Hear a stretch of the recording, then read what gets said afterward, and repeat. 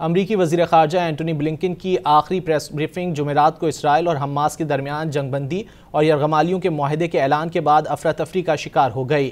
Dawn اخبار کی report کے مطابق دو صحافیوں نے اینٹونی بلنکن پر غزہ میں نسل کشی کا الزام عائد کرتے ہوئے اجلاس میں خلل ڈالا، جس پر محکمہ خارجہ کے عملے نے انہیں زبردستی کمرے سے نکال دیا۔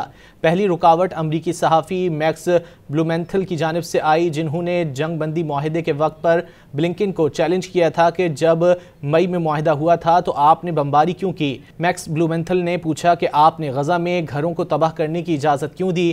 اس کے کچھ ہی دیر بعد اردن سے تعلق رکھنے والے فلسطینی صحافی سیم حسینی نے بھی اسی طرح کے الزامات عائد کرتے ہوئے بائیڈن انتظامیہ پر اسرائیل کے جنگی جرائم میں ملوث ہونے کا الزام عائد کیا۔ سیم حسینی کو زبردستی ہٹا دیا گیا اور بعد میں گرفتار کر لیا گیا، کیونکہ وہ چیخ رہے تھے کہ آپ آزاد پریس کے بارے میں بات کرتے ہیں۔ وہ تو صرف سوال پوچھ رہے تھے، لیکن ان کے سوالات کا جواب نہیں دیا جائے گا۔ سیم نے چیختے ہوئے کہا کہ تم مجرم ہو، تم دی ہیگ میں کیوں نہیں ہو، تم دی ہیگ میں کیوں نہیں ہو۔ ان کا اشارہ بین الاقوامی فوجداری عدالت کی طرف تھا، جہاں جنگی جرائم کے الزامات کا مقدمہ چلایا جاتا ہے۔ افراتفری کے باوجود اینٹونی بلنکن پرسکون رہے اور کچھ دیر بعد صحافیوں کے سوالات کا جواب دیا۔ انہوں نے شدید تنقید کے باوجود شفافیت کے لیے اپنے عزم کا اعادہ کیا۔ اس سے قبل محکمہ خارجہ کے حکام نے جمعرات کو ہونے والی بریفنگ میں احتجاج کی پیشگوئی کی تھی، جو بلنکن کی وزارت خارجہ میں آخری بریفنگ بھی تھی۔ احتجاج سے نمٹنے کے لیے سیکیورٹی کے وسیع انتظامات تھے، اور جیسے ہی دونوں صحافیوں نے احتجاج شروع کیا، دونوں کو فوری طور پر باہر نکال دیا گیا۔